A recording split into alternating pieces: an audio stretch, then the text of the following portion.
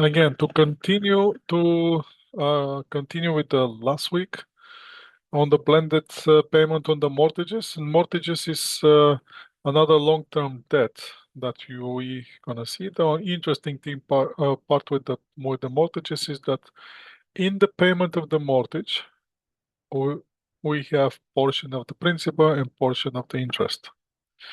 Each of them you're going to treat differently. Once you prepare, again, with all the schedules, there's a amortization schedule, which tells you what's the amount of the principal, what's the amount of the interest, and you treat them separately for accounting purposes. The amount of the interest is going to go directly to interest expense on the income statement, where the amount of the principal is going to go to the against the mortgage payable, which is going to start reducing the liability, outstanding liability for the company, and the cash is cash. You have to pay it cash. Usually those mortgage payment, those are already preset cash payments, so there's not much options on those one to miss it or avoid it. Now, on the presentation, the only thing that you have to remember is always you have to keep current and long-term separate. That's the only thing with those one. On the shareholders loan, can the shareholders take a loan from the company? Not, yes, he can. Or the shareholders can lend the cash to the company as well. If the shareholder borrowed money from the company, that will be outstanding payable for the shareholders to the company. If the opposite happens, if the shareholder lends the cash to the corporation, that will be outstanding loan to the shareholders. In both cases are allowed. It's either going to trigger asset, either going to trigger liability. The last thing that I want to tell you about this chapter 15 in the long-term debt is the lease. On the lease, I'm not going to spend pretty much almost no time on lease. I'm going to let people deal with the lease on the intermediate accounting too. The only thing that I want you to know under the accounting standard for the private enterprises, we have two types of leases: operating lease and capital lease. Operating lease is anything which is not capital lease is operating lease. So then we have to find out what capital lease is. On the lease, you have two parties. One is the lessee, the other one is the lessor. Lessor is the one who owns the property. Lessee is the one who using the property or the asset for the intended use. It's an agreement, formal agreement, for the specific point of time and for the specific payment, which are periodic payment. On the operating lease, those are usually short-term lease. The lessor remain the risk of the asset. The lessee just using the leasing, the asset for a short period of time. And in that case, the lessee directly reports expense and paying cash. And so there's no asset on the balance sheet for that case. On the capital lease, that's a different story. Capital lease, so we're doing the test for the capital lease. We have three conditions. Of those three conditions, one has to be met. First one is there's a reasonable assurance that the lessee will obtain ownership of the leased asset at the end of the term. So basically, there's a clause on the lease agreement that says at the end of the contract, it's very possible that the lessee will gonna no, the ownership is going to be transferred to the lessee. If that's the case, automatic capital lease. Second one is if the lease term covers 75 or more of the estimated useful life of the asset. If the useful life of the asset is 10 years and the lease agreement is for 8 years, in that case, it's going to be considered capital lease, since the lessee will have a contract over the life of the useful over the 75% of the useful life of the asset. And the last one is the lessor would recover original investment plus earn a return on the investment from the lease. So through the lease contract, if the lessor recover the original cost plus the interest, it's called capital lease. Anything that is not capital lease, operating lease.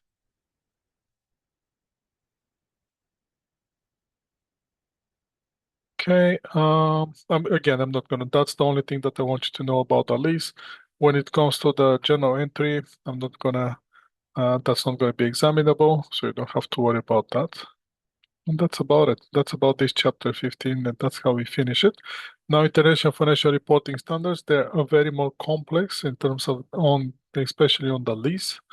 The capital lease, there's no capital lease, there's no operating lease in the international financial reporting standards, but you're gonna see once you go there what exactly waiting for you. That's all I wanted to tell you in chapter 15.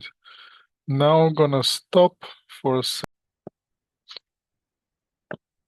Chapter 16 is the investments in the internal operations.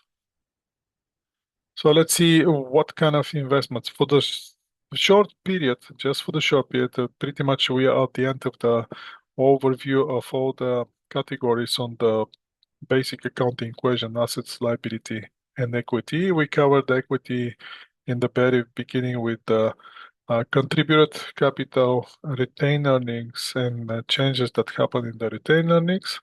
Then we went to the quickly to the current liability or short-term liability. Last time we covered the long-term liability. In the meantime, we covered the long-term assets.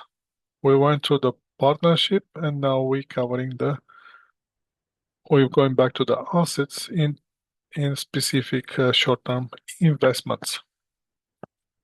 Now, for the short-term investments, we have two options. From the basic accounting equation, asset equal to liability plus equity. As you can see, if you want to invest in the company, we don't have much options. Either we have to buy common shares, either we have to buy preferred shares, nothing else.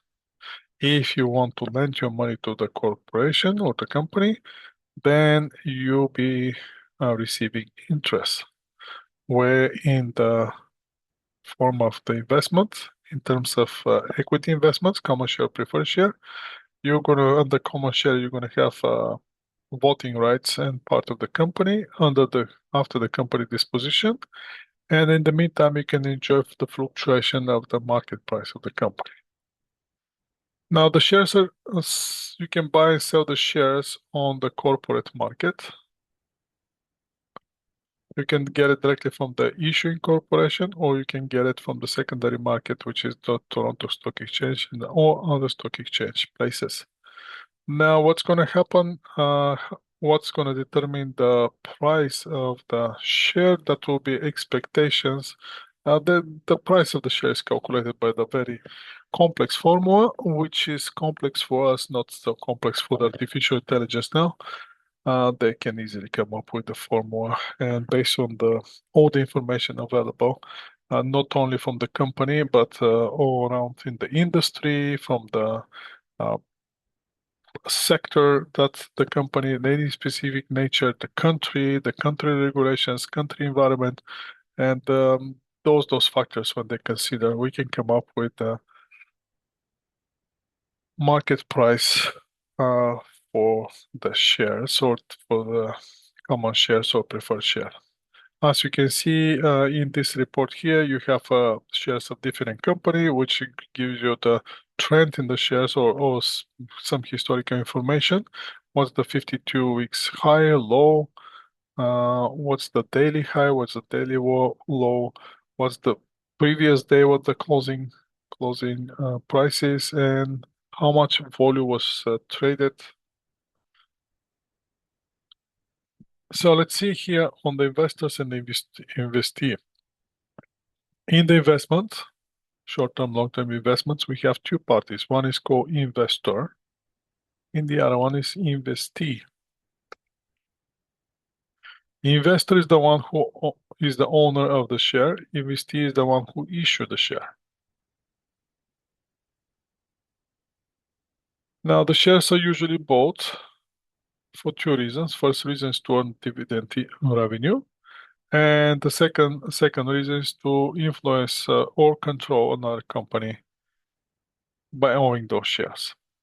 If the corporation owns 100% of the common shares of another corporation, that says the company has a full control.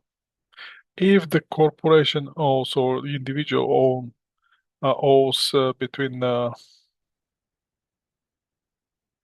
20 to 50% of the common shares of the company, we can say that that company or that individual have significant influence. Basically, that will be enough influence to do the management decisions and to control the capital and to control the outcome, which is the dividend.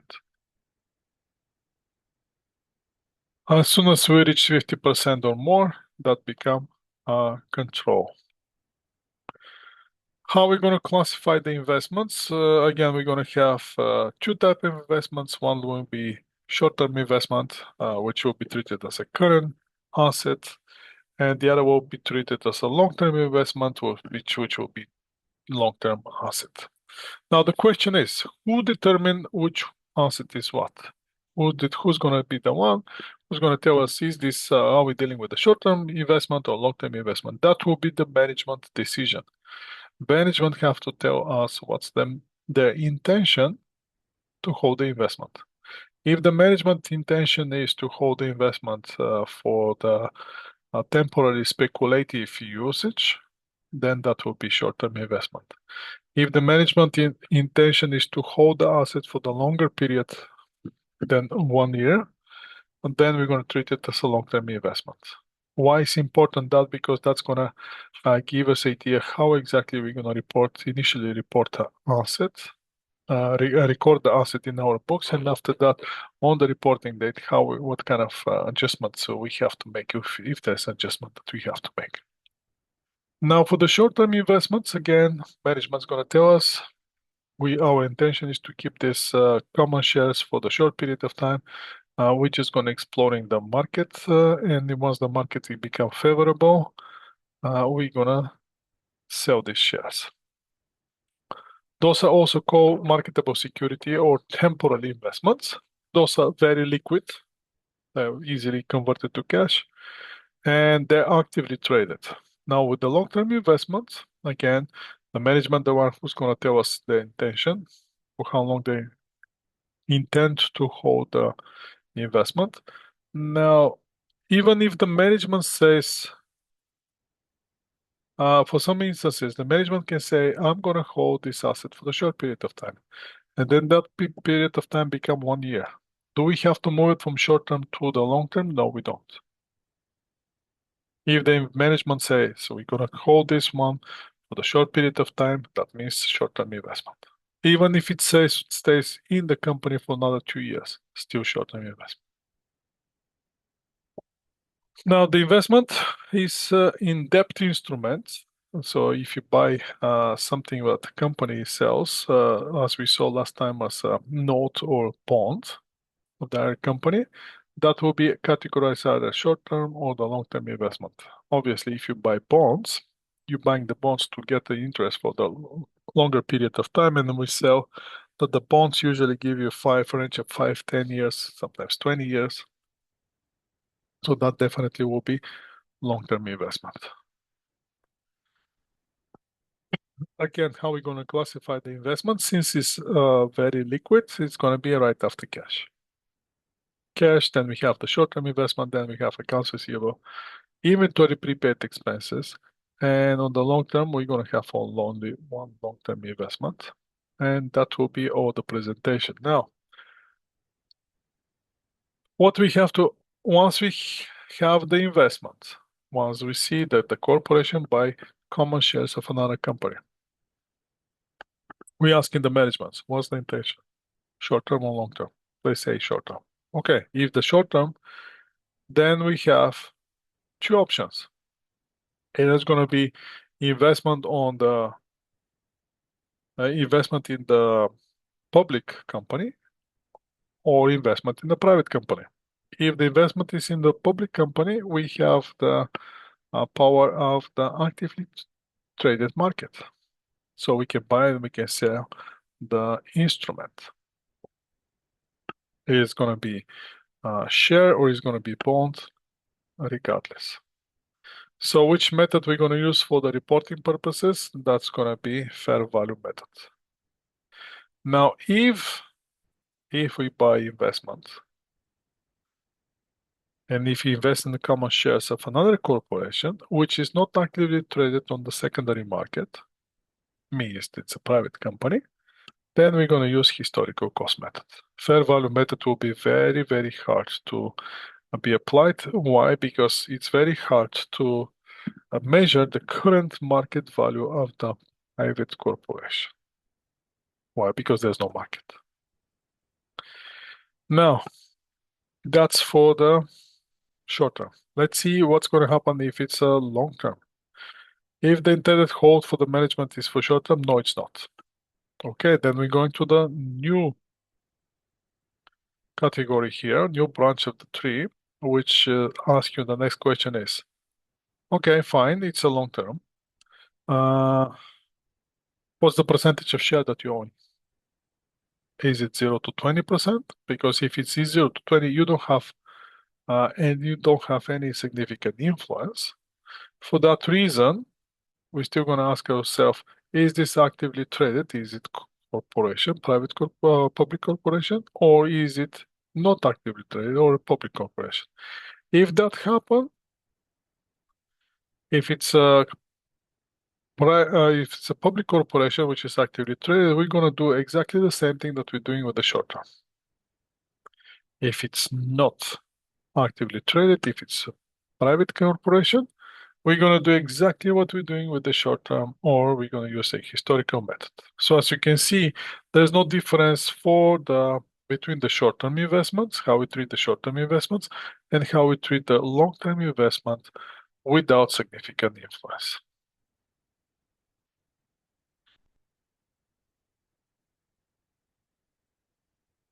Next thing. Next thing is if it's not between 0 and 20, that means it may fall the category 20 to 50. If it's in that category 20 to 50, we're saying that we have significant influence. If that in fact check and we do have significant influence, then we're going to use the equity method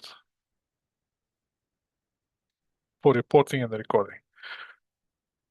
The last option that we have for the long-term debt is we to have more than 50, we can have 100%. In that case, we have control. For control, we're using consolidation. Consolidation, you're going to see the beauty of the consolidation. You're going to see it. For those of you who's going to continue with the counting like Stella, you're going to see that one in advanced financial reporting. So let's keep going.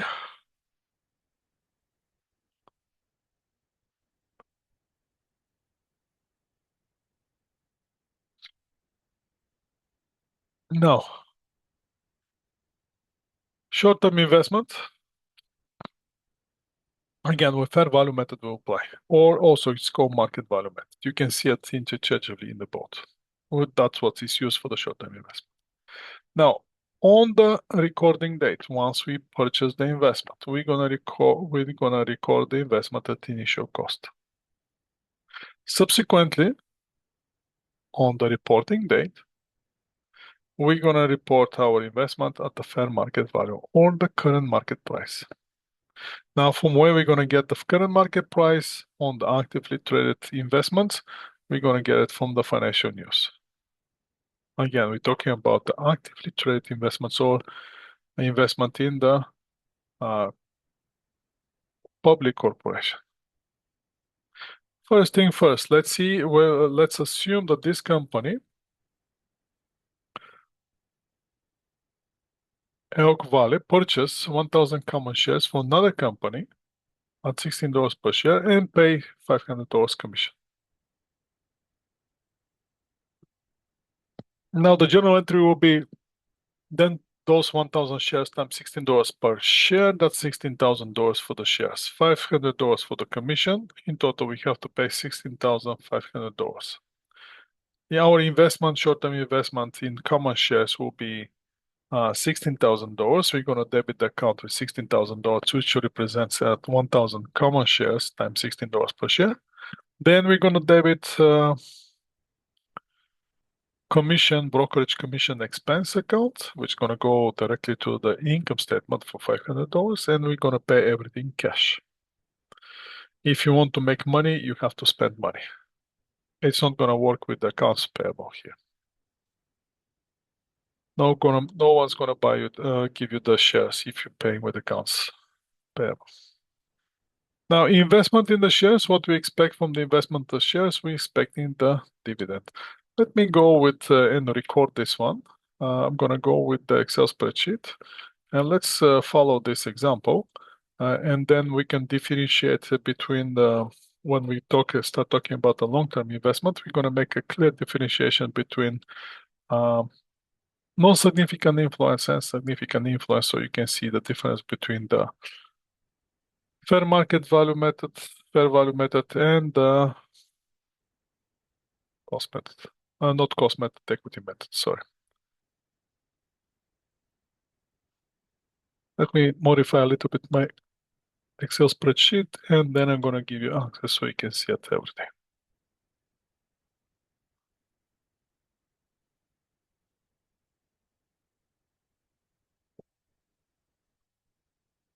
Okay, you can see, I believe you can see now my Excel spreadsheet. Let's post this question here. So the first thing, this company purchased 1,000 common shares at market price.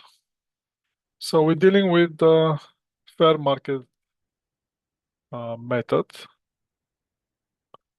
So again, on fair market method, what you have to remember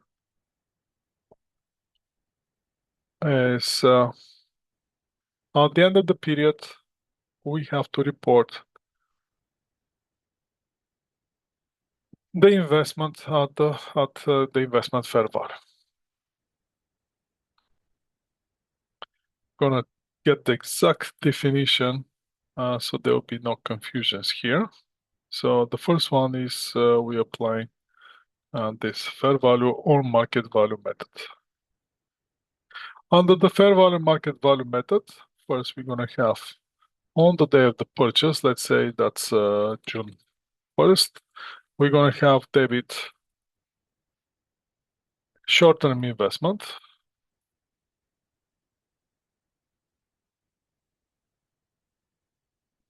in common shares.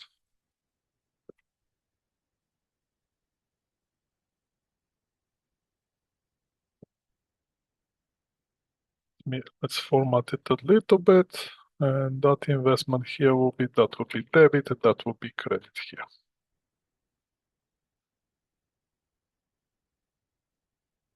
Debit will be 16,000. So those 16,000 come from the fact that we bought 1,000 shares, common shares, at $16 per share. Then we have to pay the commission.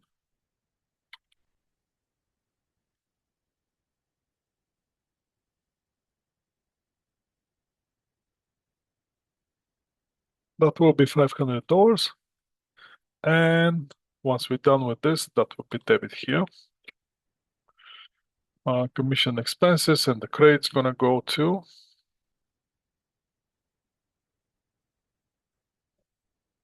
short-term investments.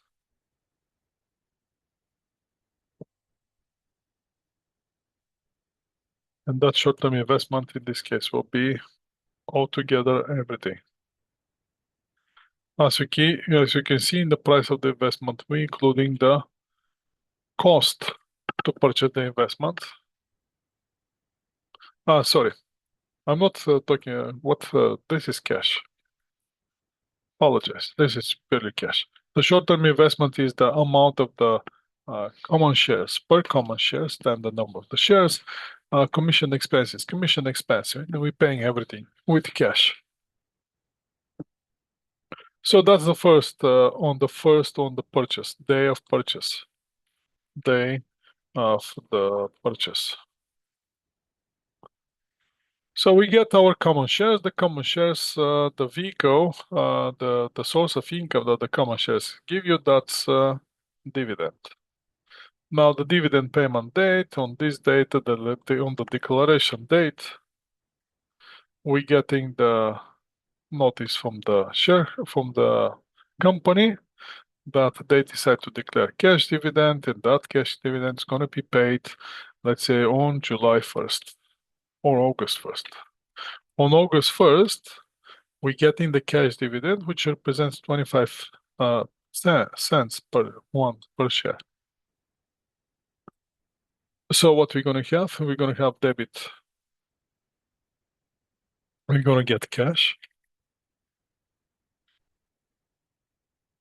How much cash we're going to get? We have 1,000 common shares and times 0.25 cents per share. In total, we're going to get debit that will be equal to 1,000 times 0.25 cents, $250 dividend. Now, for the credit, since we getting something in form of cash and a revenue, I'm sorry, but you have to pay me taxes because that's an income for you. What kind of income is that? That will be dividend revenue in this case.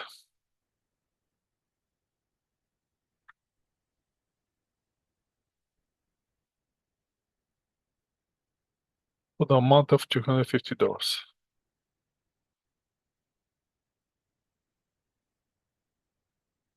That's with the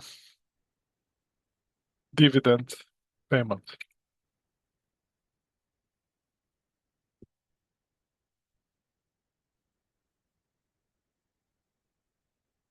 Next event that's going to happen for our share, it can be, I think that's the only thing that can happen with the share. Let's go back to the slides and see what's going to happen in the slides.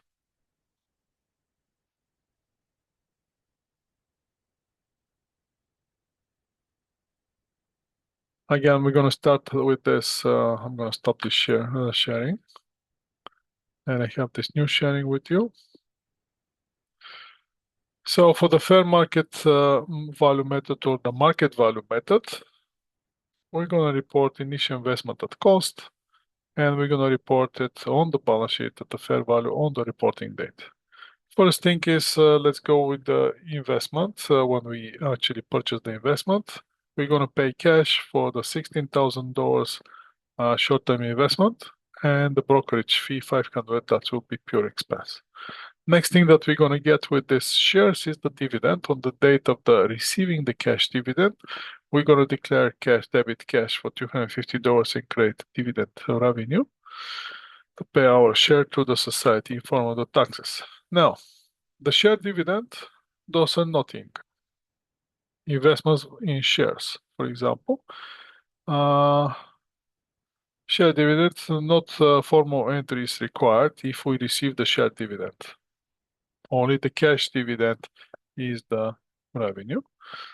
It's the income. Share dividend is not income. No formal entry is required, just memorandum entry.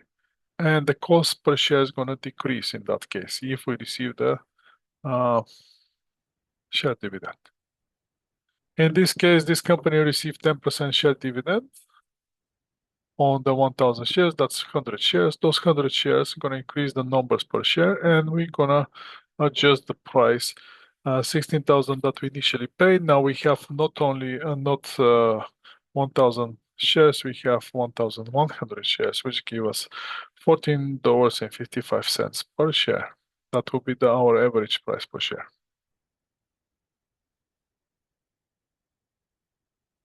Now let's see what's going to happen if we sell part of the shares.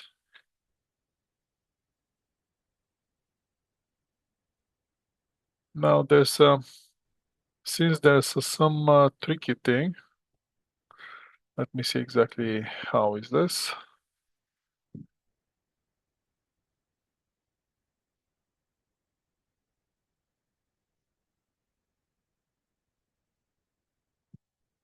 Try to figure out, do they counting for the share dividend into the those common shares?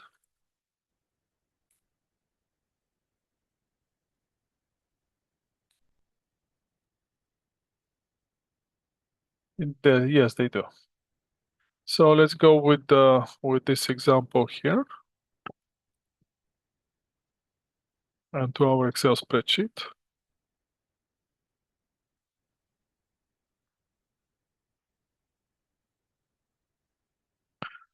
So first one was the date to purchase, the journal entry on the date of the purchase. Then we having the dividend payment date. Next thing, that's a cash dividend. Let's put it more specific. That's a cash dividend payment date. Then we have share dividend. For the share dividend, again, there is no journal entry required. The only thing that we have to do, we have to make a note. Now we have common shares, which are sitting in balance sheet on the credit side.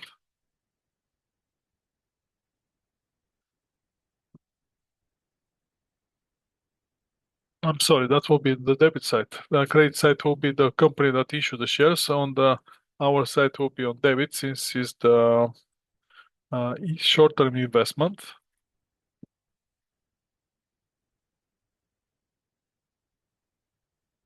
In common shares.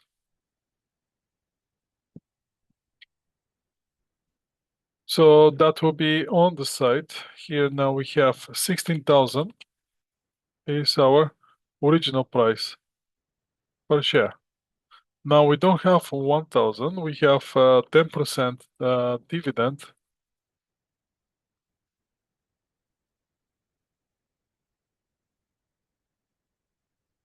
That will be share dividend.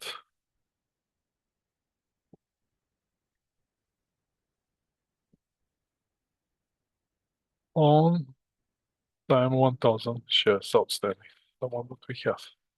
So in fact, at the end, we're going to have 1,100 common shares, short-term investment, which the book value of that short-term investment is $16,000. Now the question is, what's the average price per common shares? That would be average price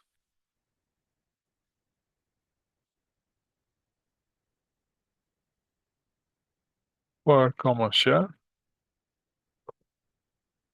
and that's going to be equal to 16,000 divided by 110 shares, or 1455. That's the average book value of the common shares.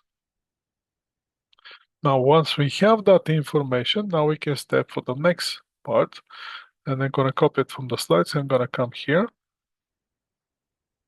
Next slide is we're selling some of the investments, not everything. So let's see how much we're selling. Now we're assuming that we sell 400 shares of the company and receive $20 per share. Obviously, they have to pay commission of $300. Let's see what they get. We're selling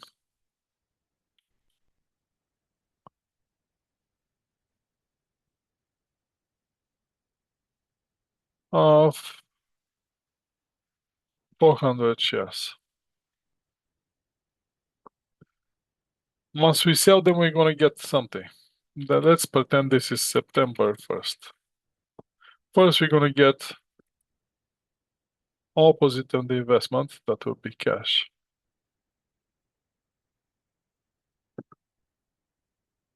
The question is how much we're going to get, how much cash we're going to get. We're selling 400 shares and we're getting $20 per share. That's going to give us cash $800. We got the $800. We have them, it's ours. No questions about it. What else we have to do? Since we have those, since we sold the 400 shares, we don't have them anymore. So we have to reduce the common shares from our balance sheet. So we're gonna do that. How? We're gonna debit. Sorry, we're gonna credit here. We're gonna have our short-term investment in common share in common shares.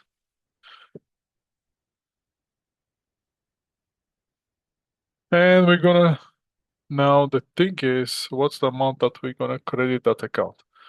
That amount will be equal to, that's credit, that will be equal to 400 shares times average price per shares, which is 14.54,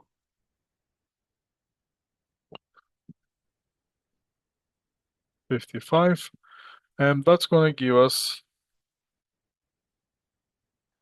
a new formula, which is equal to 400 times 14.55.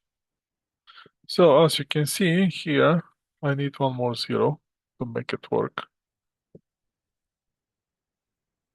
I'm getting $8,000 cash for something that works based on my book, 5,820. Did they get more or did they get less? Let me see what you're saying here in the chat room. You saying something?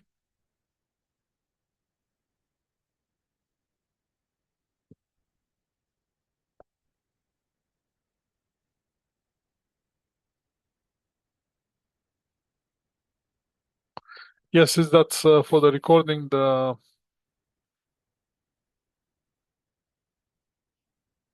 expenses for the commission separate line, that's totally acceptable.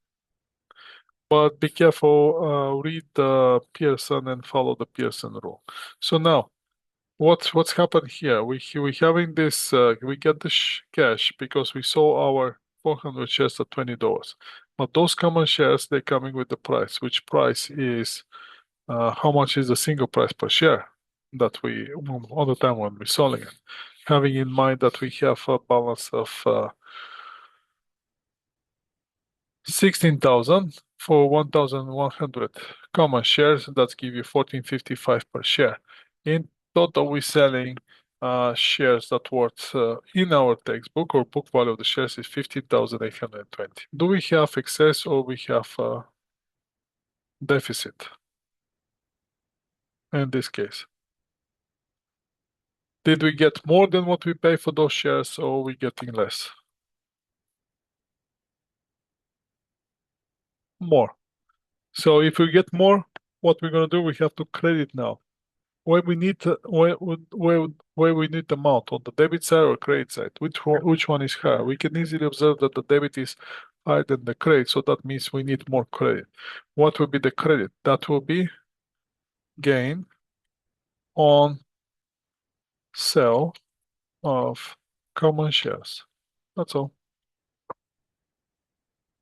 And that will be equal to 8,000 minus 4,820, or 2,180 dollars is our gain on sale of the common shares. Let's see what the slide says about this.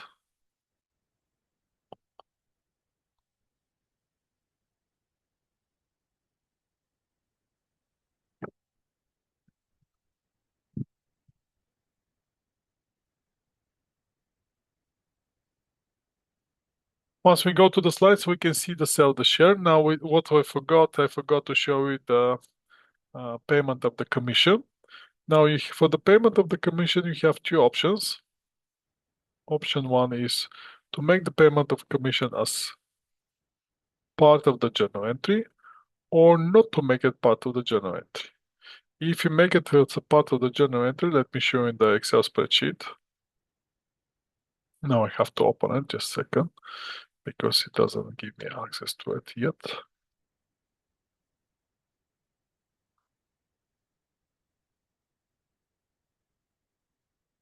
Two doesn't give me access. Let me try again.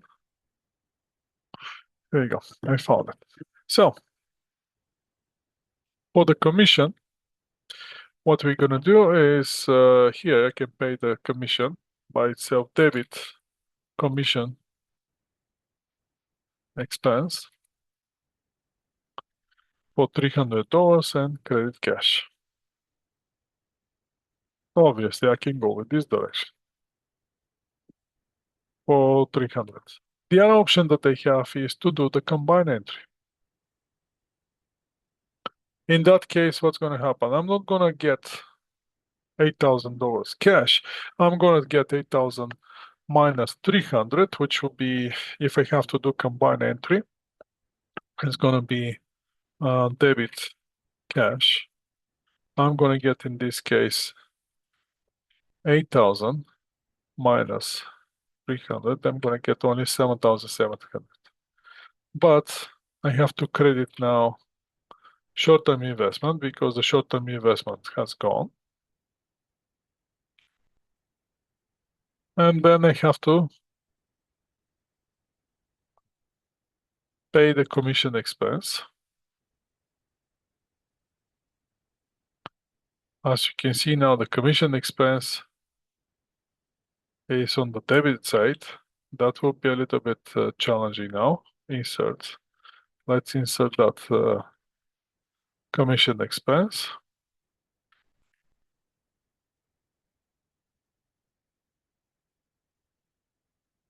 And the last one left is the gain on the sale. That will be equal to gain on sale or equal to this amount. Now the question is, are we in balance or not? So if we get those debit 8,000 should be equal to 8,000. Yes, we are in balance, in fact. So with everything is fine. So basically, most likely, basically you can split it by two entry, but most likely Pearson's gonna ask you for one combined entry. In order to go with the combined entry, follow this example here. I'm gonna post you this Excel spreadsheet and you'll be fine. And that will be the common shares. That will be the short term.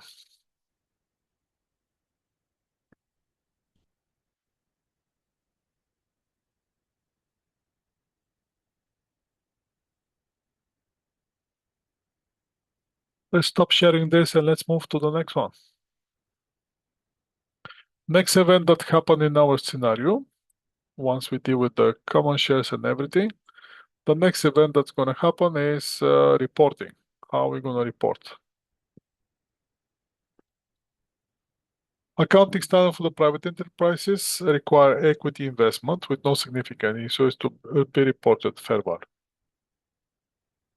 Any gain and losses to be recognized in other gain and losses. On the short-term investment, now let's see what's going to happen now. As you remember, we purchased the share at some point. Now there's a reporting date, which comes on December 31st. Before I continue with this,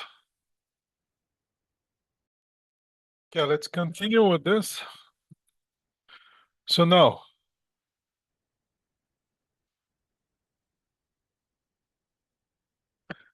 let's start reporting short-term equity investment. And what we're going to do with this realized unrealized gain. Now on December 31st, as you can see, with original scenario, I'm going to copy this and I'm going to move to the Excel spreadsheet.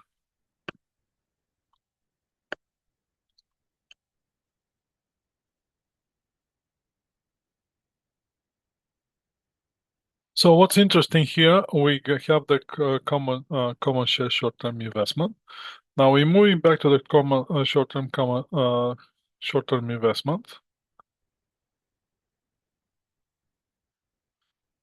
And that will be, now we're going back to the very, very, very original scenario when we purchased that 1,000 shares. Dividend can stay. Dividend is not the trouble. Everything after the dividend will disappear.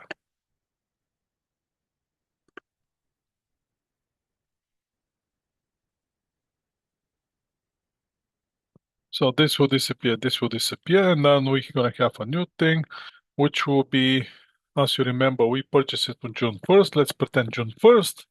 Then we received the cash dividend on August 1st. Now we're coming to December 31st. December 31st. All the standard says at December 31st, we have to revalue our share, our investment at fair value. So what's interesting, we purchased the shares at $6, $16. Fair value on December 31st is $18.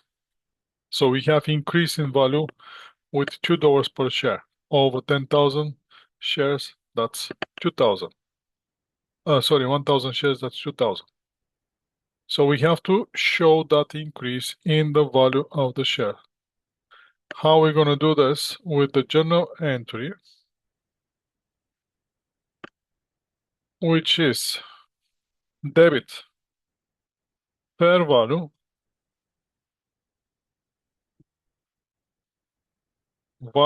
valuation allowance, which is 1,000 shares, that will be common shares, time purchase price was 16, or fair market value minus the original cost, or $18 minus $16. Once we do that calculation, that's going to bring us to $2,000.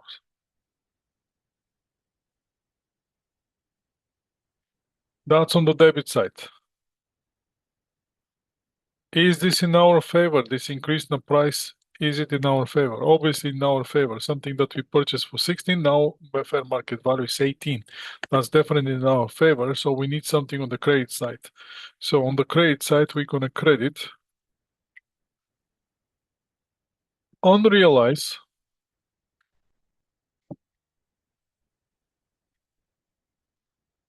gain on fair value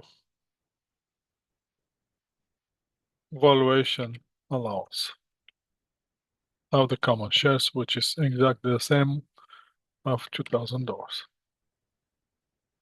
Let's double check the slides.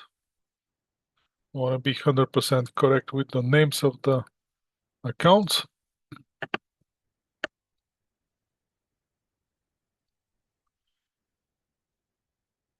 So the entry is fair value valuation allowance. Yes, 2,000 debit, create unrealized gain on the fair value adjustment. That's the only thing that we have to change, fair value adjustment on the Excel spreadsheet. That's what I'm gonna do, fair value adjustment.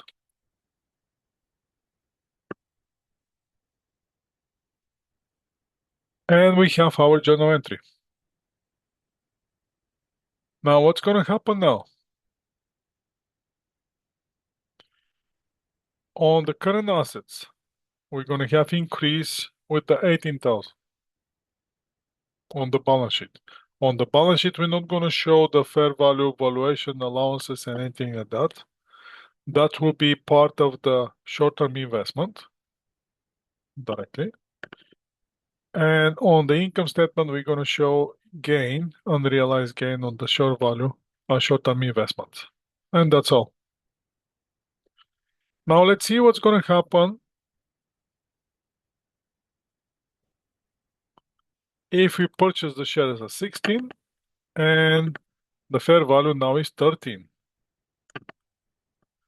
Let's go back to the Excel spreadsheet and do it in the Excel spreadsheet first. Now we're going to the different scenario. The first scenario was when the fair value is above the purchase price. Now let's go with the new one.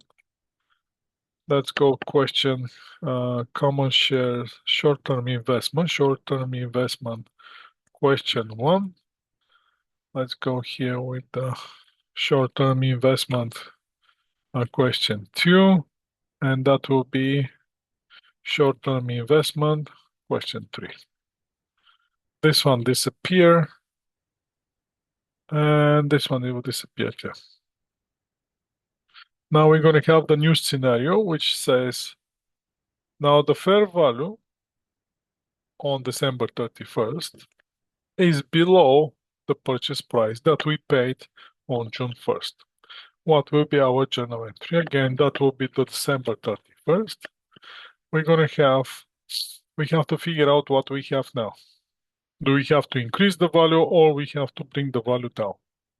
Currently, our value is $16 per share, or 16,000 sitting in the debit on the short-term investment.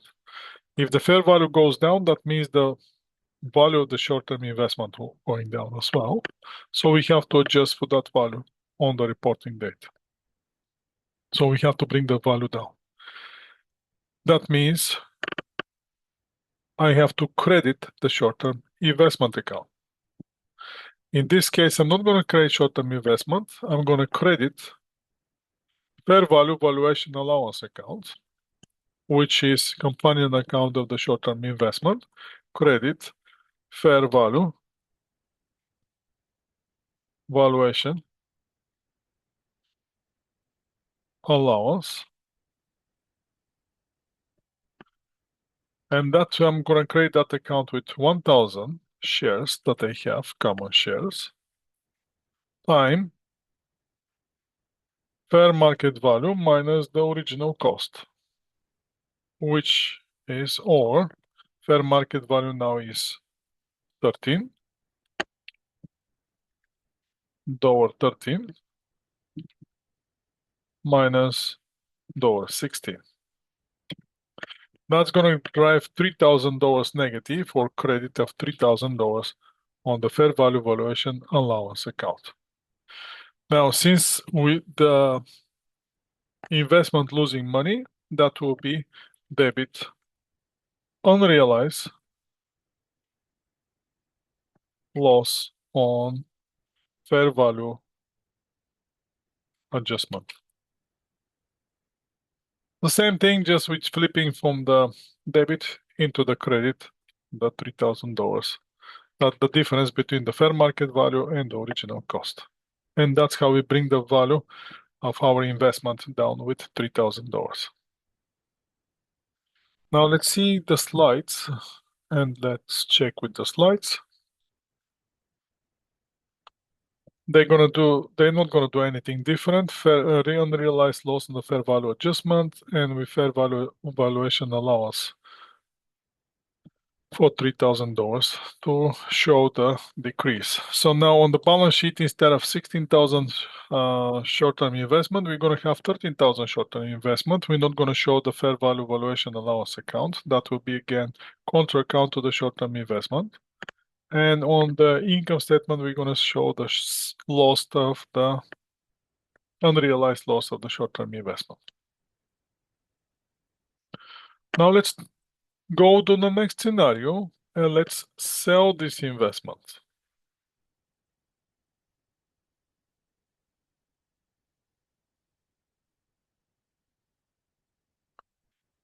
So on the selling of the investment, we're gonna go to the scenario where the fair value went down to $13. So I'm gonna copy this question here, and that will be our question 4 now. And the question 4, we're gonna add one more scenario. Here on December 31st, share for adjusting to the care value 13. That's what we did. We bring it down to 13. On January 19, we're selling all the shares for $12,000. So now we're going down to January 19th. We're selling the shares. So we're selling our investment. Once we sell the investment, we get $12,000 cash. So let's debit our cash with $12,000. Now the question is which account we have to close. Well, first we have to close, definitely we have to close short-term investment. Let's close that short-term investment.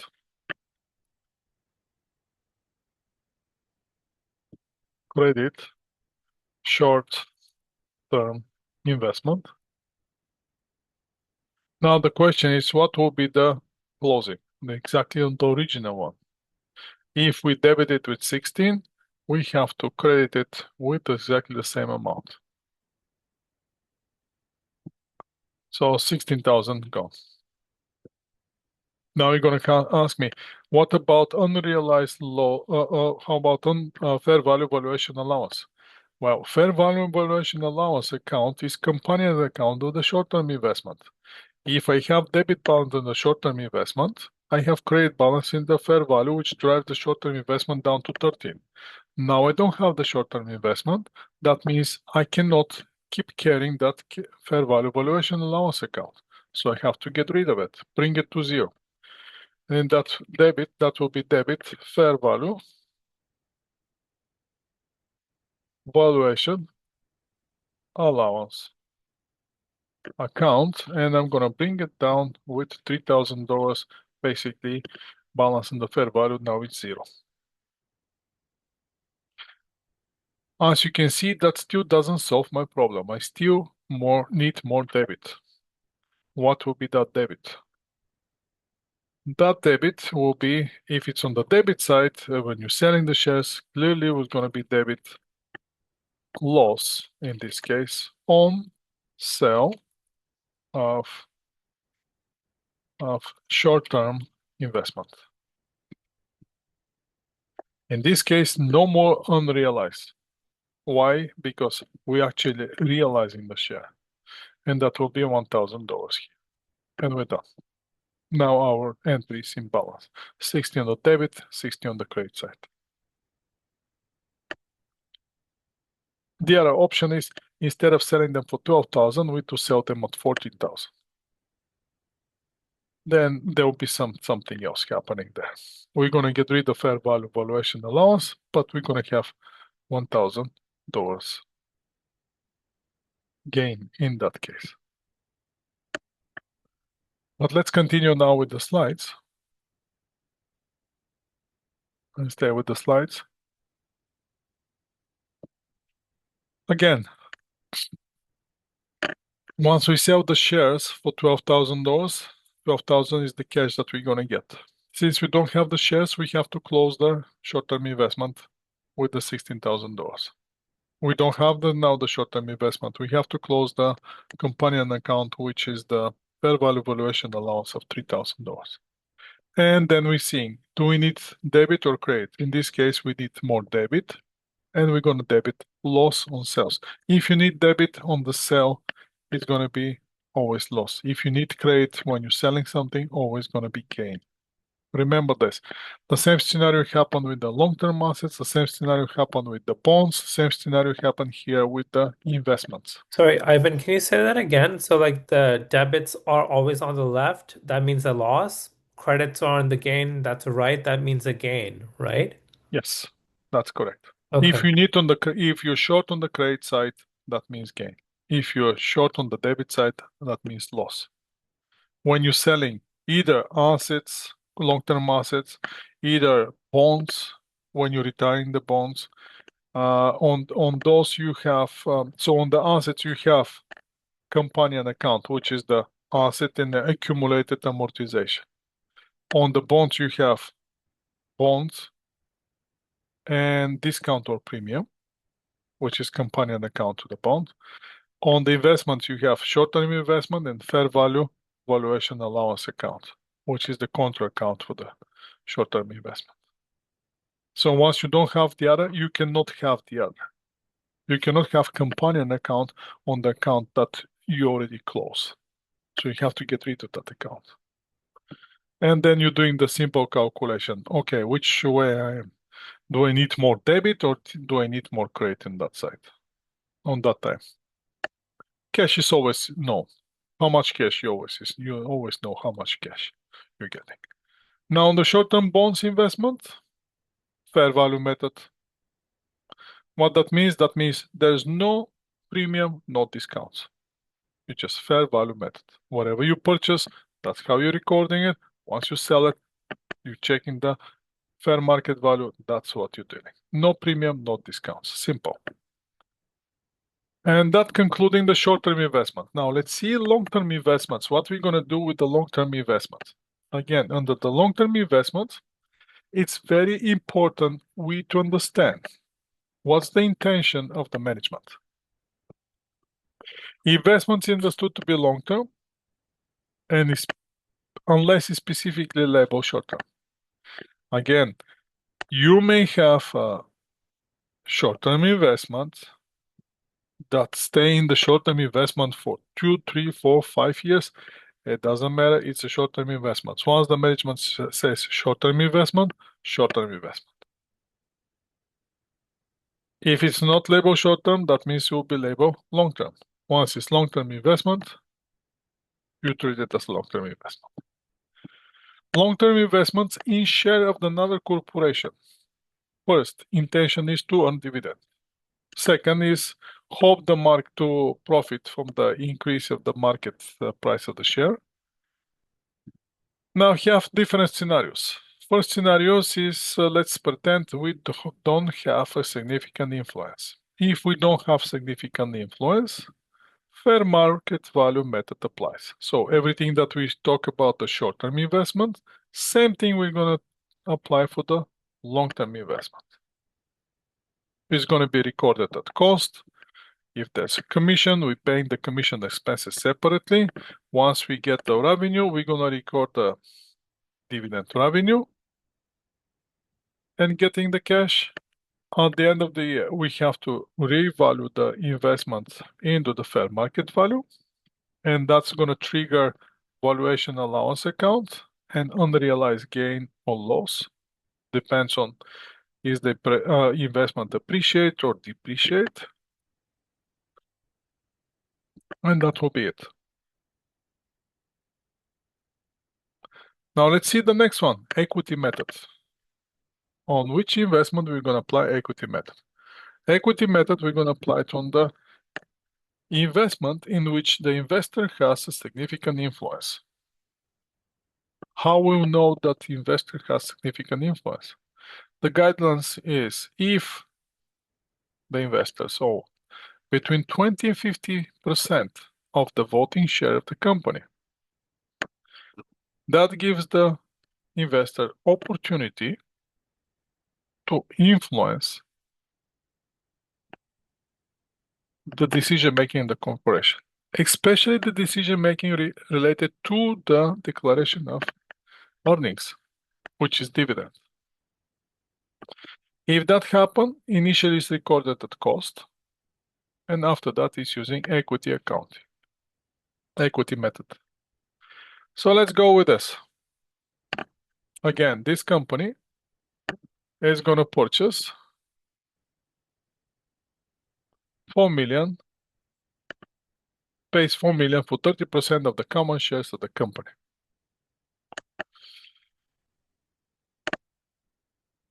Let's go to our Excel spreadsheet and do it on the Excel spreadsheet.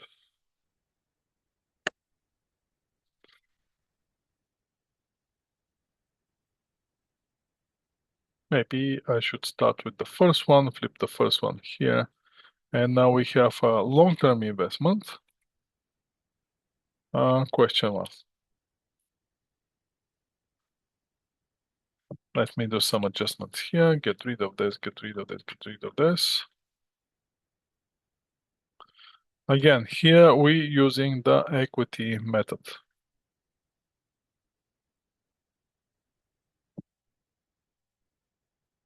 There is no other name of other terms, so the equity method is only equity method. Now, on the date of the purchase. On date of the purchase, we're not gonna have now short-term investments. We're gonna have long-term investments. Long-term investments in common shares. I don't need this. I need, believe this one. No, this one is not the one that I'm looking for. Let me copy it from the slides again.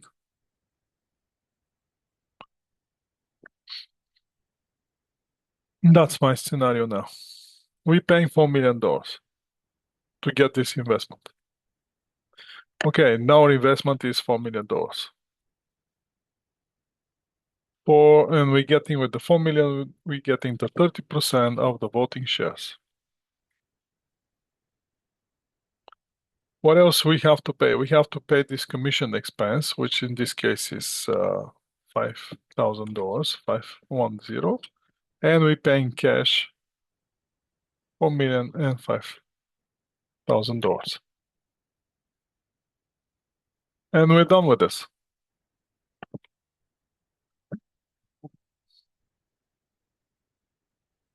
Let me move this one from here into here.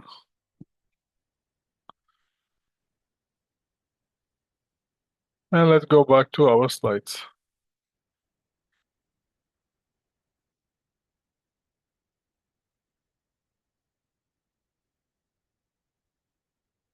Again, investment in this company. Goliano for $4 million in the common shares. Commission expense 5,000, and we paying cash 4,000 and $4,005,000 to purchase 30% of the voting shares of the company. Now, next thing that's happened is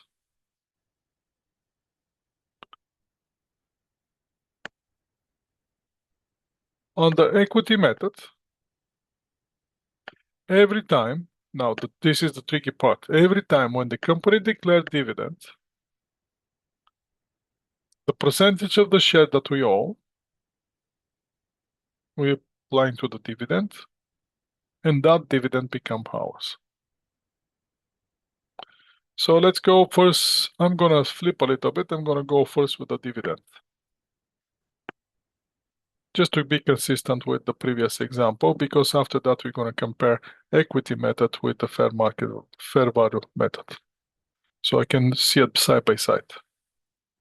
On the cash dividend payment date, what's gonna happen? This company declare cash dividend for $600,000 in total. Our company owns only 30%. So how much dividend we're gonna get? We're gonna get cash dividend of 600 times 30%. That's the only thing that we're gonna get. You may want to get more, but we're gonna get only 30%. Why? Because we own only 30% of the common shares. So that will be 600,000 times 0.3. 480,000, and we're gonna get that's the cash that we're gonna get. Now the question is, which account we're gonna credit?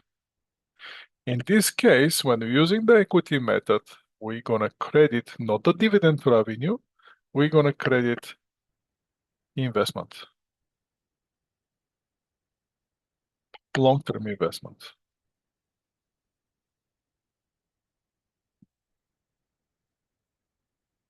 In other words, every time when the company that we owe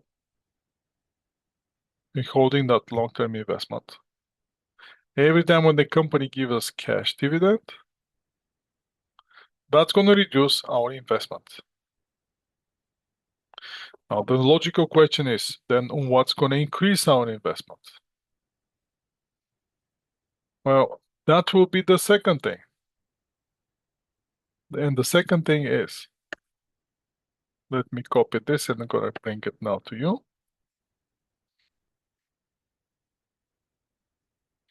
The second thing is,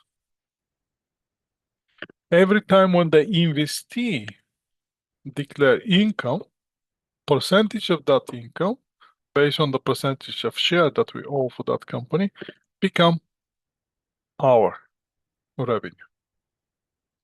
So in that case, when the investee declare income and the investee declare 1 million income, part of that income is ours. We put August 1st. Let's say the investee year end is September 30th. On September 30th, the investee declare income. So now I have to increase my the long-term investment.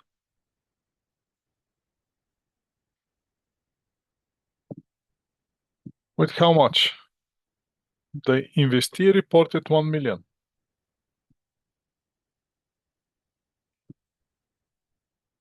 But I own from the investee 30% of the voting shares. So that means that simply means that 300,000 is mine.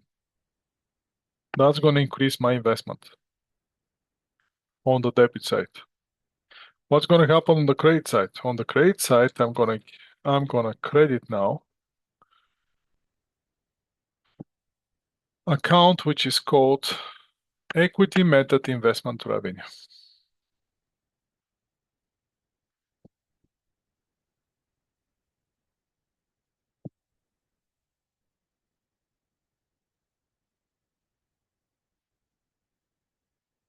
And that's how I'm recognizing the revenue. $300,000. And my job is done with this. So what we can see is if we have to open the T account for the investment, for our investment in the long-term investment, let's quickly do it here.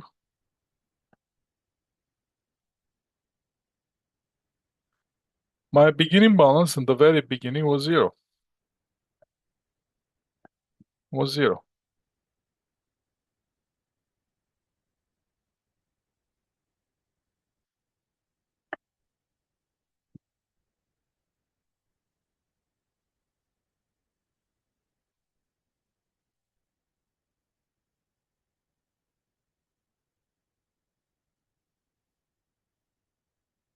Then on June 1st, I purchased the investment.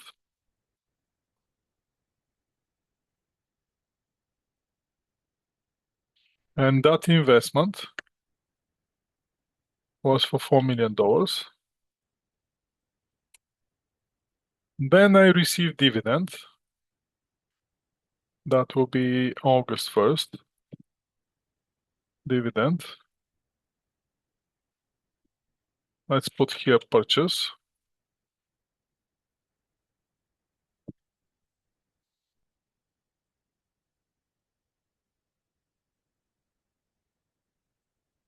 And my dividend is going to now reduce the long-term investment with 180,000. And the last one is the company declare on September 30th. They declare net income of 1 million. Now 30% of that income belongs to me. So I'm going to get 300,000 in my investment. So the question is, what's the carry value of my investment? That will be equal to the beginning balance plus sum of all these numbers less sum of all these numbers. So in this case, my ending balance of my investment is 4,120,000. The question is how much I owe. I owe 30% of the company.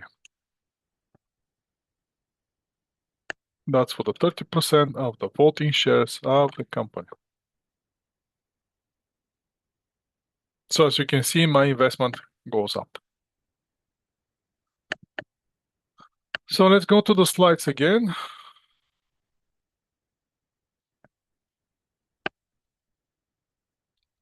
First, let's go with the investment. So first thing is the company declared $1 million investment income. 30% of that income is mine.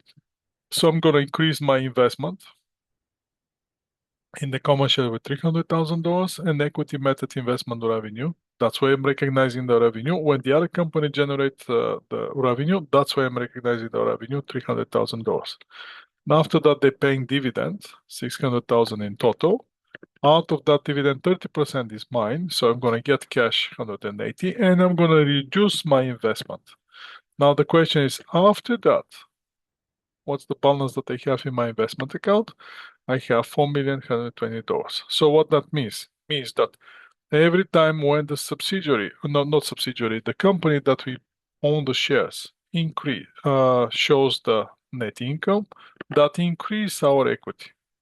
Every time when the company declare dividend, that decrease our investment. That's the equity method. Opposite, every time when the company declare loss, we're going to reduce our investment. So let's see what else waiting for us here. Let's sell a little bit of our shares. Let's say 1/10. Let's say sell 1/10 of the shares, our investment. We're going to keep 9 of the 10th for us. We're going to sell only 1/10 of the shares. So what that means is of whatever we have as original, we're going to sell 1/10. We're going to get cash, as you can see, cash of 400,000. Now the question is, for the 400,000, what we selling? Let's get this scenario and let's go to the Excel spreadsheet.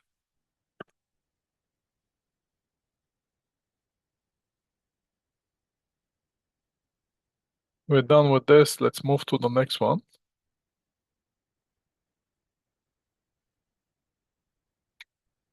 And that will be our question 2. So after this scenario, once we know what we have, at this point we're selling 1/10 of this amount. And we're getting 400,000 cash. So let's do the journal entry first.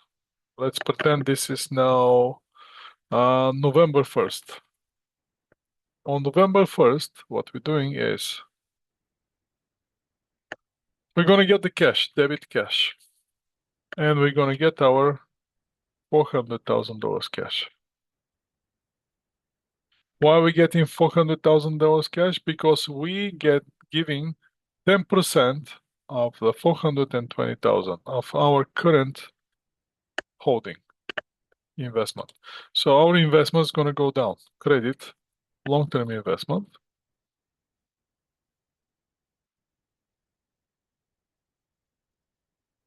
With 1/10. That will be equal to that amount times 0.1%. Now, as you can see, my credit is more than my debit, and I'm selling. So that means I need something on the debit side. What that will be? That will be loss. Loss on sale of long-term investment.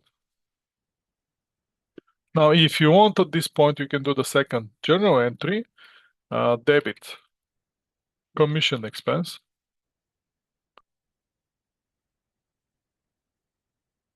Expense with the $500 and credit will be cash with $500.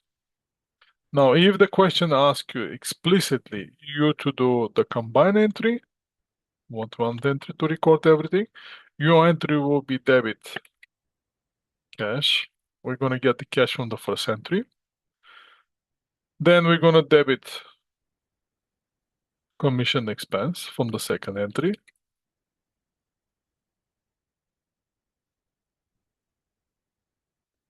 Then we're gonna debit loss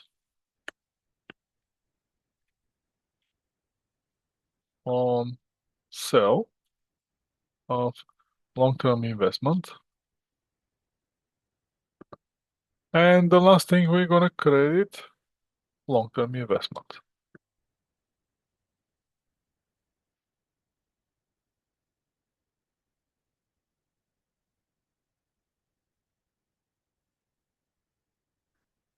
Now we have to put the numbers. Long-term investment, we know how much we're selling. We're selling 412. We know how much cash originally get, 400,000, but we pay 500, so we're getting the cash will be equal to 400,000 minus the 500 that we get.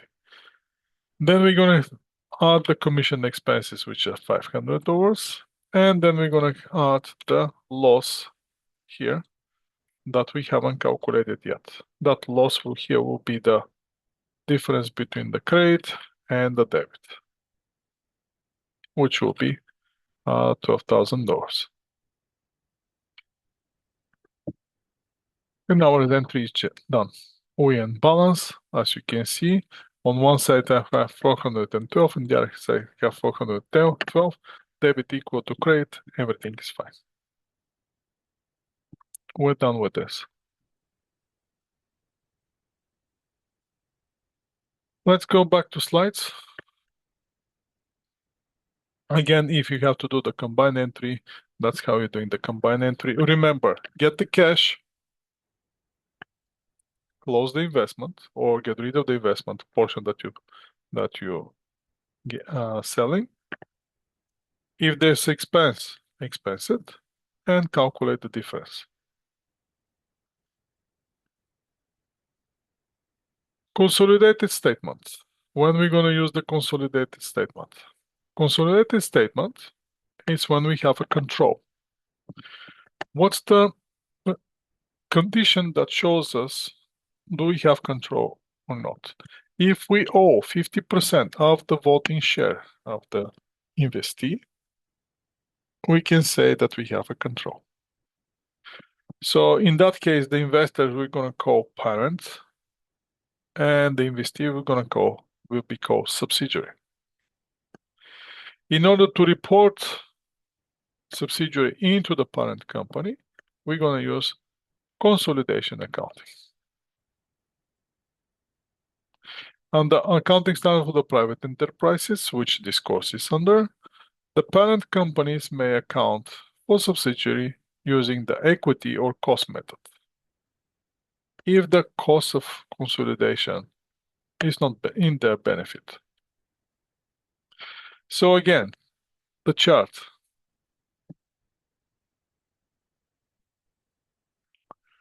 This company have different investments. Some investments they own 100%, so that means they have control. Some of them they own less than 50%, that means they have significant influence. On the consolidated financial statement, we're going to consolidate everything. We're going to start with consolidation first of the balance sheet, income statement, and financial statements. Actually, that's not the order. First, we're consolidating the income statement, then we consolidate the statement of the owner's equity, and the last thing that we consolidate is the balance sheet. But that you're going to see, for those of you who are going to continue with accounting, you want to see it in the advanced financial reporting. So, parent owns all the subsidiary. So basically, here we are assuming that the parent corporation purchase all outstanding shares of subsidiary, and parent also rent subsidiary 460,000. So basically, in this case, the parent is going to show the investment in subsidiary $1.2 million, and going to pay the cash. After that, when the parent give the subsidiary a loan, that means subsidiary going to get the cash. You're going to have to pay the loan back to the parent, where the parent is going to pay the cash to subsidiary, going to reduce his cash, and you're going to have the receivables from the subsidiary.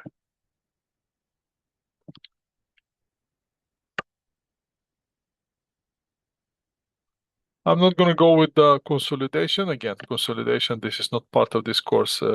Just I want you to know that there's a consolidation.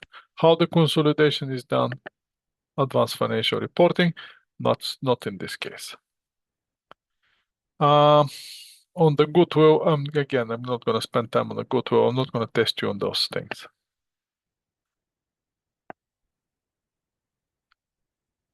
If the parent doesn't control 100% of the subsidiary, then we're going to have something that we call non-controlling interest or minority interest. It's interesting thing. Again, advanced financial reporting is going to deal with this. I'm not going to deal with any of those. First, we start consolidation on consolidation process. Just for your information, I guess this is not examinable. We're going to start consolidating the income statement first. Again, we start combining what's my income versus subsidiary, how much is the total income. If there's any uh, interaction between the both company, those has to be eliminated. That's the tricky part. For the investment, again on the accounts, on the investments, if you have non-significant influence or less than 20%, fair value method, which is similar to the short-term investment. If you have non-significant influence with a company which is not traded on the stock exchange, then you're using historical cost method.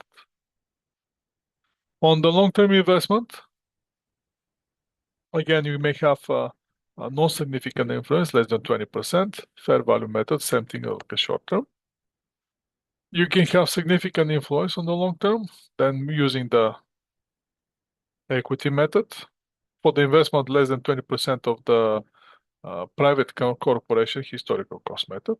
And the last one is if you own then 50%, more than 50% of the another entity, that's called, you have a control.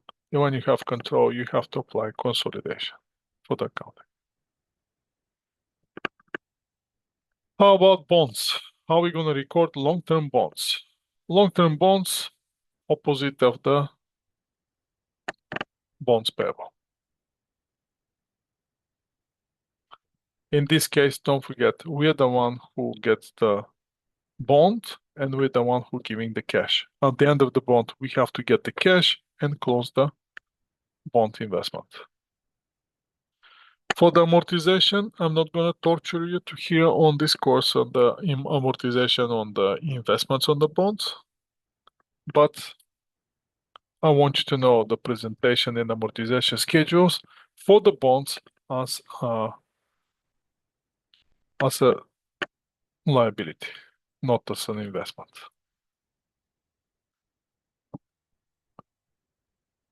Before I move to the foreign currency transactions, I want to show you on one page the difference between the fair value method, which is used for the short-term investment and long-term investment without significant influence, and the equity method, which is used on the long-term investment with significant influence. For that reason, I'm going to share again my Excel spreadsheet, and we're going to start building on the Excel spreadsheet. So that will be here, the difference. Fair value method versus equity method.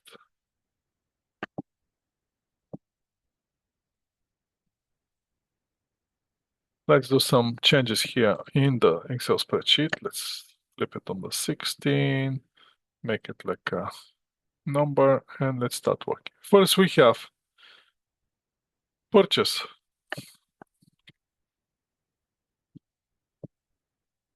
Let's start purchasing. Let's purchase those 1,000 common shares. Again,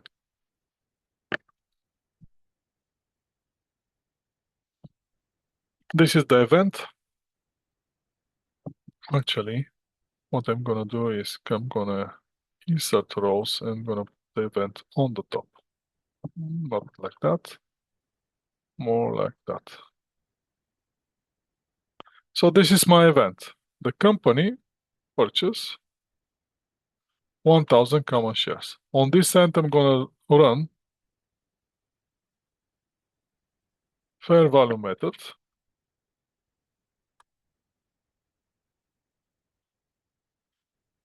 or market value method. On the other side, I'm gonna run the equity method.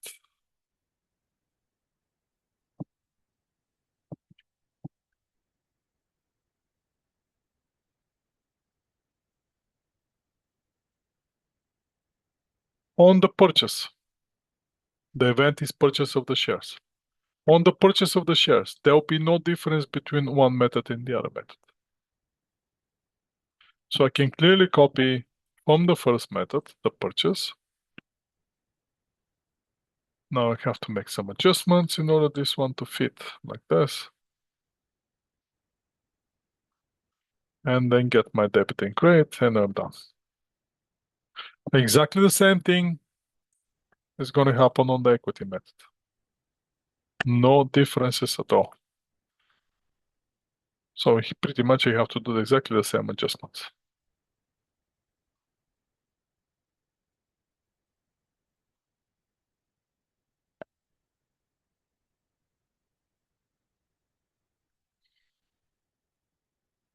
Let's get rid of those in the middle.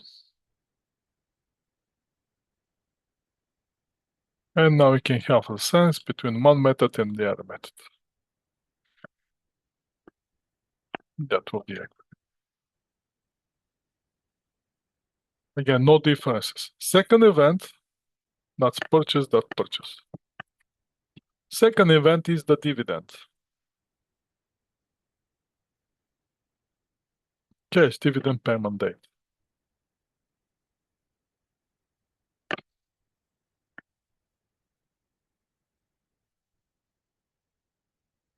Going to copy the event from here. Now the company gives the dividend of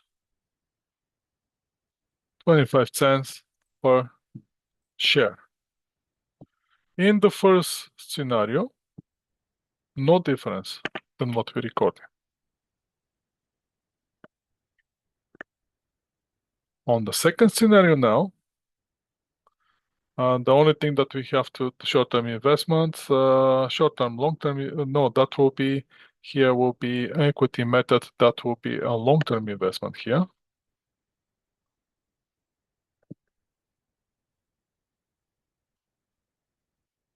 Long-term investment here. And that will be a long-term investment again.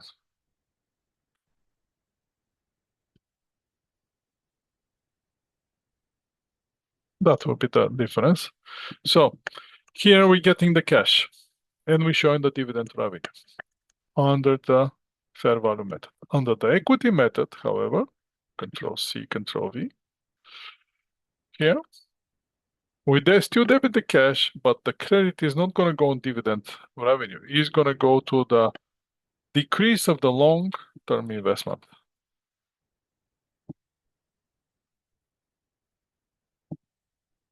So our long-term investment in common shares going down with 250. Now the next event, let me change it a little bit because the amount that is shown here is too much. Just a second, let me find a scenario with this long-term investments in terms of the income that this company declared.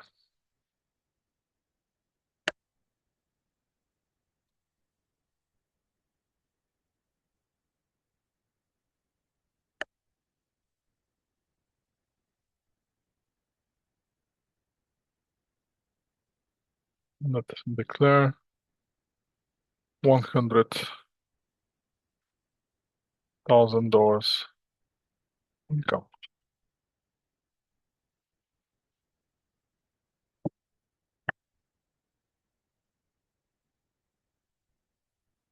Yeah. Next event is our company that we have investment decide to declare just are having income.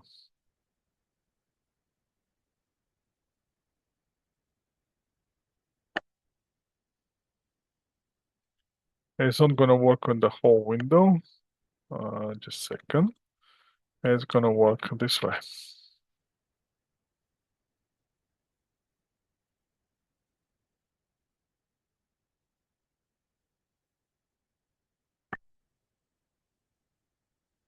I purposely reduce the amount so can work with this amount and you can see it. So with this long-term investment, we owe, in here, we don't have 30%. Here we have 30% interest. Long-term investment is for, now we owe 30% of the company, of the common shares. Where here we only owe 1,000 shares, nothing more, nothing less. So now we're going to the point that the company report the income.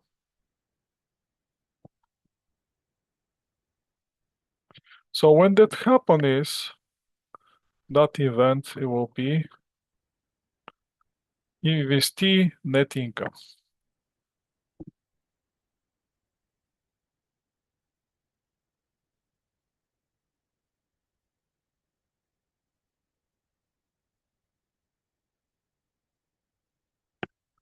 If the investee has a net income, the journal entry in the under the equity method is nothing. That will be not applicable.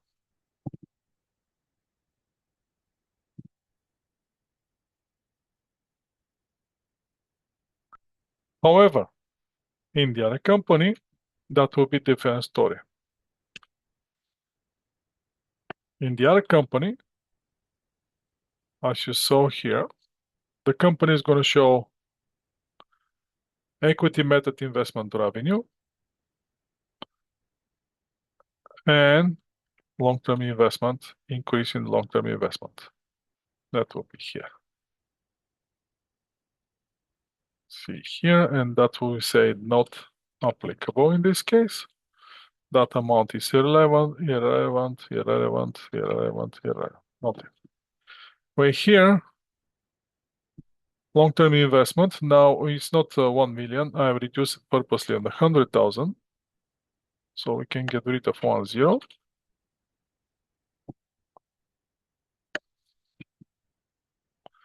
30% of the 100,000, and that's 30,000. And that's gonna be increase in my revenue. So first thing that we have to see, again, the revenue point for under the fair value method is triggered by dividend declaration of the cash dividend.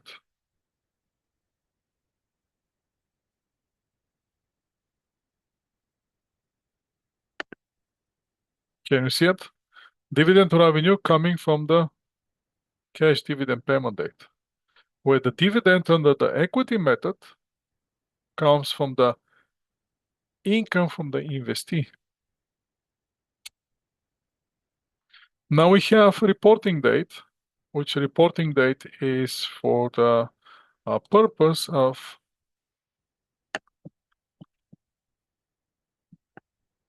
year end. At year end, we have the following event. We're checking the company shares and we find out that our company shares are $18. What we have to do in this case,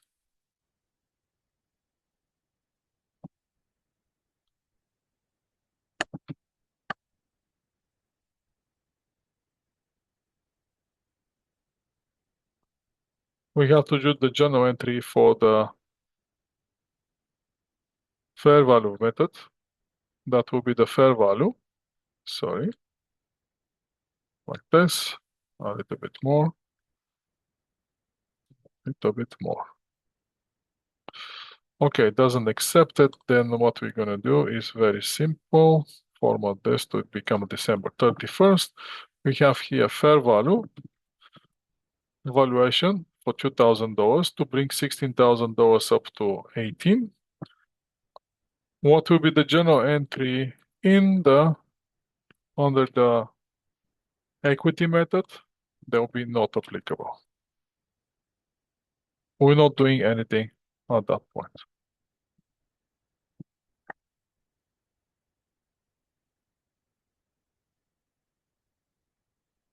And those are the main events. So the main events are again purchase, cash dividend in the equity in the fair value method. The cash dividend is the one that triggers the dividend revenue. On the equity method, we're reducing the investment. Next one is the investee net income. If the company that we invest in declare the income under the equity method, there's no journal entry. Under the under the fair value method, there's no journal entry. Under the equity method, we increasing the investment. And the last one is the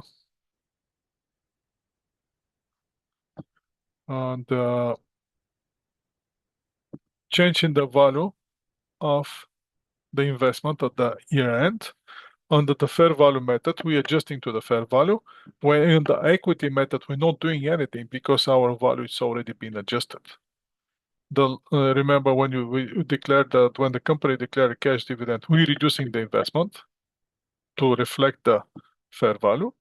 And when the company declared income, we're showing our revenue, which is the point that we triggered the revenue, and our investment under the equity method is always at fair value. For that reason, we don't have to reevaluate it at the end of the year on the reporting date. And the last one is the selling of the partial of the investment or partial of the on the equity method under fair value method. That's what I wanted to see. I wanted to see what's the trigger point of the revenue is.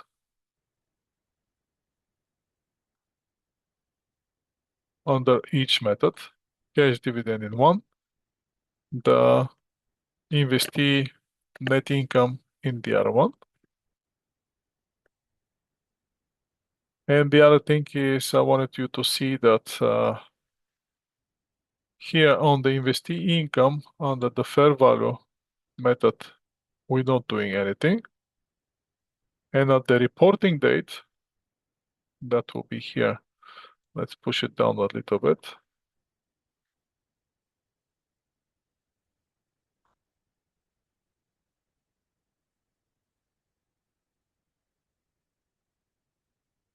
That will be our reporting date here and reporting date.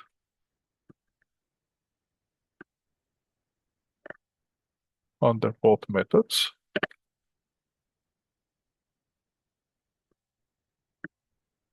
On the equity method, there is no journal entry. Only at the fair value method, we're making adjustments.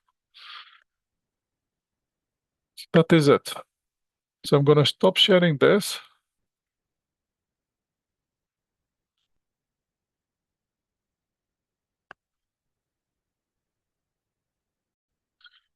So the foreign currency transactions, those international accounting is involved with the Canadian company dealing with currency not denominated in Canadian dollars. We have two instances when that's going to happen. That's going to happen on the purchases and that's going to happen in the sales. So the most country using their own national currency, but again, they don't have to. For that reason, we're going to have this foreign currency exchange rate, which a foreign currency exchange rate measures the price between one currency and another currency. Now, the transaction stated in the foreign currency must first be translated into the Canadian dollar if we report in Canada. And translation is using the exchange rate to convert the price of the transactions into Canadian dollar on the day of the transaction. Now we have one of the transactions to pay cash in foreign currency. For the transaction stated in unit of foreign currency, the Canadian company encountered two steps. First step is the transaction price must be translated into Canadian dollar, and the transaction usually result of foreign currency transaction gain or losses. Depends on how the currency is converted and what is the state. So why do we have differences? Is because in the purchasing, if you have to buy something from the international supplier, the purchasing date of the inventory and the payment date of the inventory is not at the same time. So there's a difference between the transaction date on which transaction the items are purchased and the payment date on which from which date we set on the accounts payable. For that reason, we're going to have foreign currency exchange or transaction gain or losses. So let's see first one. Let's pretend that the company purchased inventory for 75,000 euros, where the exchange rate of the euro was 156. So that means our inventory, value of our inventory is $170,000. We're going to debit the inventory of $170,000, and we're going to credit accounts payables with $117,000. If we have paid in cash, whatever cash we pay, that will be the inventory and end of the story. But since we're not paying cash, as you can see, we have accounts payable, then there will be difference between the payment date, but the purchasing date of the inventory and payment date of the inventory. So as you can see, we're purchasing on December 13th. Let's see what the payment date is. Payment date is month and a half later. On January 31st, we try to settle that accounts payable. Actually, that's on the payment date. On the January 31st is our year end in this case. They make it even put some event between the purchase day and the payment day. They put the date of the financial reporting. So on the reporting date, we have to reevaluate the 75,000 euro, which was initially recorded 117,000 accounts payable, and to see is our accounts payable at the reporting date increase or decrease. Now, initial exchange rate was 156 when the liability was created. On the reporting date, as you can see, the exchange rate increased with 1 euro cent. What that's going to trigger? That's going to trigger 75 Canadian dollars additional accounts payable to be added into accounts payable. And we're going to create accounts payable. That means on the debit side, we have to debit some account, and that will be foreign currency transaction loss. And on the payment date, when we pay in cash, we're going to see how much is now the exchange rate. As you can see now, the exchange rate is 158. From 156, become 157, now it's 158. So first, we closing the accounts payable 177.50. We paying 18,500 cash, which is 75,000 times 158, and the difference is our another foreign currency transaction loss. So we have two losses. One is on the reporting date, 1 euro cent from 156 going to 157, and on the payment date from 157 going to 158.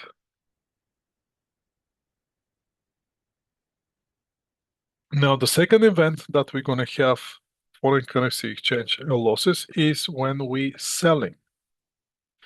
If the customer pays at the day of the sale, then there will be no exchange rate. But because the customer doesn't pay on the day to sell, we're gonna first create accounts receivable. which accounts receivable in this case in the exchange rate 104 US dollars is for 145,600. Then we're going to have a reporting date. No, actually, in this case, we don't have a reporting date. We directly go and pay. On March 2nd, we directly pay. But what's happened now? The exchange rate, instead of 104, fallen to 102. $1, 102. So that means the cash that we're going to receive, 142,800, when we convert 140,000 US dollars into Canadian, it's going to be 142,800. But we're creating accounts receivables 145,600. The difference, we need to debit it. And in this case, again, we're going to debit foreign currency transaction losses. Now, how are we going to minimize the risk of fluctuation of the foreign currency? By entering of the